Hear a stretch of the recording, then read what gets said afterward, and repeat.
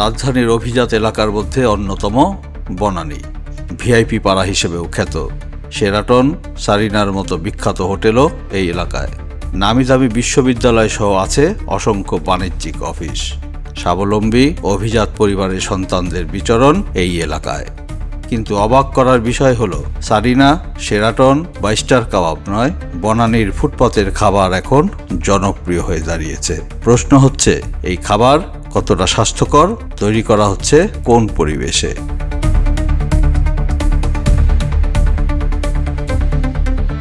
বনানীর 17 নম্বর road, ফুটপাতে সারি সারি খাবারের দোকান।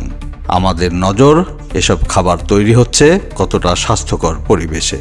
স্বাস্থ্যকর খাবারের প্রধান শর্ত হলো খাবার প্রস্তুতের পর ভালো করে ঢেকে রাখা। কিন্তু এখানে দেখা যায় ভিন্ন দৃশ্য।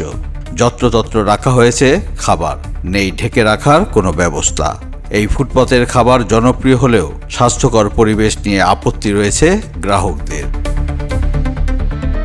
যেহেতু এটা তেলে ভাজা, তেলটা যদি একুরেট হয় তাহলে আমাদের খুব ভালো হয়। তো এটা যদি ঢাকার ব্যবস্থা থাকে তাহলে সবচেয়ে বেশি ভালো হয়।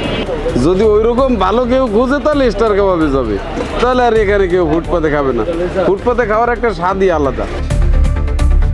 স্বাস্থ্য বিশেষজ্ঞরাও বলছেন ফুটপাতের এসব খাবারের ক্ষতিকর বিষয় নিয়ে এবং পরিণতি নিয়ে। স্ট্রিট ফুড থেকে যেটা আমাদের মূল, আমরা যেটা প্রতিনিয়ত দেখতে পাচ্ছি, diarrhoea, jaundice, typhoid, hepatitis A, এই রোগগুলো প্রতিনিয়ত আমরা পাচ্ছি স্ট্রিট ফুডের থেকেই হয়ে আসছে।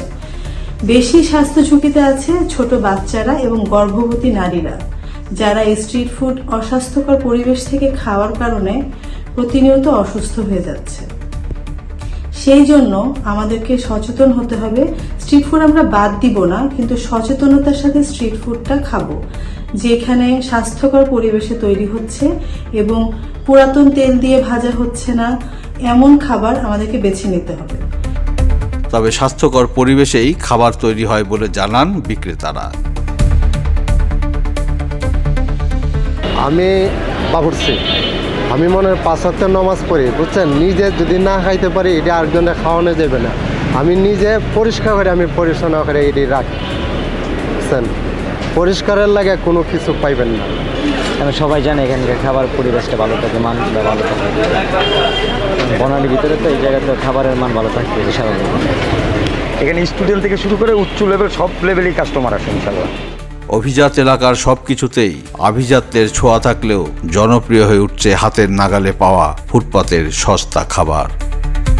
রাস্তা যেহেতু পাশে, সেক্ষেত্রে সবাই একটু ঢেকে রাখলে বেটার হয়। ঢেকে রাখলে জিনিসটা আর কি ভালো থাকে, মানটাও ভালো থাকে।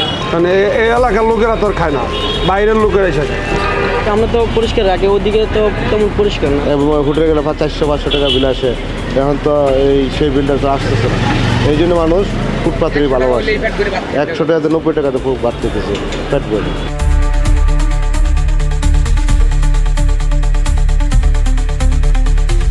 আসাদুজ্জামান তপন, রূপালী বাংলাদেশ।